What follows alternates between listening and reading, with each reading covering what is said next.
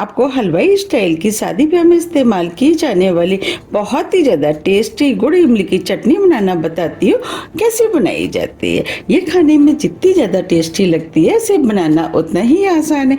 इसे खास करके दही बल्ले चाट में इस्तेमाल किया जाता है।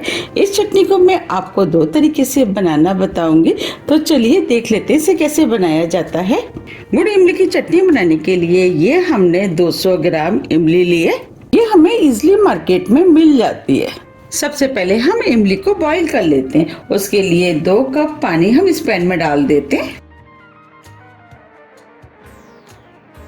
पानी को बॉईल होने देते हैं। पानी बॉईल हो गया है। अब जो हमने इमली ली थी वो हम इस पानी में डाल देते हैं। अब इमली को मीडियम हाई फ्लेम पे 3 से 4 मिनट के लिए बॉईल होने देते हैं। बॉईल करने से क्या होगा कि एक तो इमली सॉफ्ट हो जाएगी, उससे हमें इमली का पल्प निकालने में आसानी रहेगी। तो अब हम इसे बॉईल होने देते हैं। 4 मिनट करीब हो गए हैं। अब ये इमली भी सॉफ्ट हो गई है। अब फ्लेम को ऑफ कर देते हैं और इमली को ठंडा होने देते हैं। अब ये इमली भी ठंडी हो गई है। अब हम इमली में से पल्प निकाल लेते हैं। उसके लिए छलनी को हम इस बाउल के ऊपर रख देते हैं और जो हमने इमली बॉईल की थी वो हम इसके अंदर डाल देते हैं।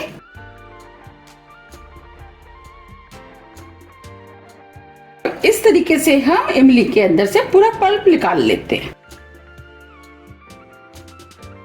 ये हमने इमली में से सभी पल्प निकाल लिया है। अब जो ऊपर का पोर्शन बचा है उसमें हम थोड़ा सा पानी डाल करके जितना भी इसके अंदर पल्प है उसे भी निकाल लेंगे। ये हमने सभी पल्प निकाल के तैयार कर लिया है। चलिए अब हम चटनी बना लेते हैं। जो हमने इमली का पल्प निकाला था उसे हम इस पैन में डाल देते हैं। अब इस पल्प को मीडियम हाई फ्लेम पे 3 से 4 मिनट के लिए लगातार चलाते हुए इसे पका लेते हैं। 4 मिनट करीब हो गए हैं। ये पल्प पहले से थोड़ा सा गाढ़ा हो गया है। ये हमने 200 ग्राम गुड़ लिया है, इसे छोटे पीस में तोड़ लिया है। अब गुड़ को हम इसके अंदर डाल देते हैं। ये हमने आधा कप चीनी लिए यानी 100 ग्राम, इसे भी डाल देते हैं। दोनों चीजों को मिक्स कर लेते हैं। हमने इस चटनी को गुड़ और चीनी के साथ बनाया है। आप चाहे तो सिर्फ गुड़ से या चीनी से भी बना सकते हैं। अब ये गुड़ और चीनी मेल्ट होना शुरू हो गए हैं। आप देख पा रहे हैं ये पल्प पतला हो गया है। अब इसे हम 3 से 4 मिनट के लिए मीडियम फ्लेम पे और पकने देते हैं और साइड से जो पल्प लग जाता है उसे हम इस तरीके से निकालते हुए बीच में मिक्स करते जाएंगे। 4 मिनट करीब हो गए हैं। अब ये चटनी पहले से गाढ़ी हो गई है। अब इसे चटपटा और टेस्टी बनाने के लिए इसके अंदर हम मसाले ऐड करेंगे। मसाले में आधी टीस्पून भुने वाले जीरे का पाउडर, आधी टीस्पून गरम मसाला, 1 टीस्पून कश्मीरी लाल मिर्च, इससे कलर अच्छा आएगा। मिर्च आप अपने टेस्ट के अनुसार थोड़ी सी कम या ज्यादा भी कर सकते हैं। आधी टीस्पून काली मिर्च, 1 टीस्पून काला नमक। आप इसकी जगह आधी टीस्पून काला नमक और आधी टीस्पून सफेद नमक का भी इस्तेमाल कर सकते हैं।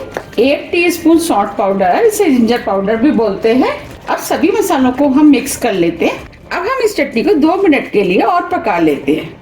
ये चटनी खाने में बहुत ही ज्यादा टेस्टी लगती है और झटपट बनके भी तैयार हो जाती है। आप इसे एक बार बना करके महीनों रख के भी खा सकते हैं। आप इस चटनी को सिर्फ चाट के साथ ही नहीं, आप इसे पूड़ी, पराठे, चपाती, आप किसी के साथ भी खा सकते हैं। ये सभी के साथ खाने में टेस्टी लगती है। 2 मिनट करीब हो गए हैं। अब ये चटनी भी बनके तैयार हो गई है। आप देख पा रहे हैं ये पहले से गाढ़ी हो गई है। बस हमें इस चटनी को इतना ही पकाना है क्योंकि ये ठंडी होने के बाद भी थोड़ी सी गाढ़ी होगी। अब फ्लेम को ऑफ कर देते हैं। अब चटनी को हम ठंडा होने देते हैं। ये हमने 1 टीस्पून खरबूजे के बीज लिए, इसे हम पैन में डाल देते हैं। इन्हें हम लगातार चलाते हुए स्लो मीडियम फ्लेम पे हल्के गोल्डन कलर का होने तक भून लेते हैं। आप देख पा रहे हैं इसके अंदर से चट-चट की आवाज भी आना शुरू हो गई है, यानी ये बीज भून गए हैं। अब फ्लेम को ऑफ कर देते हैं। अब ये चटनी ठंडी हो गई है और पहले से गाढ़ी भी हो गई है।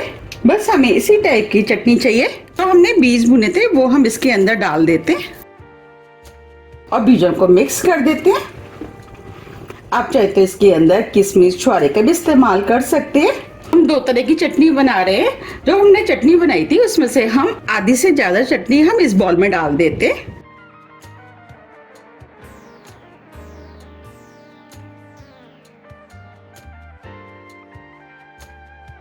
अब जो चटनी बची है उसे हम इस बाउल में डाल देते हैं।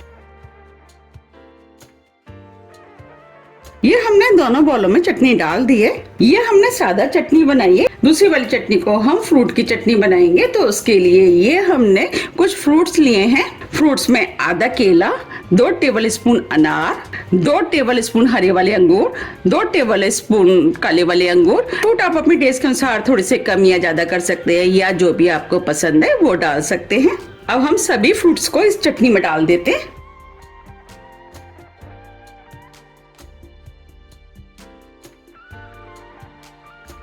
और फ्रूट्स को मिक्स कर देते हैं।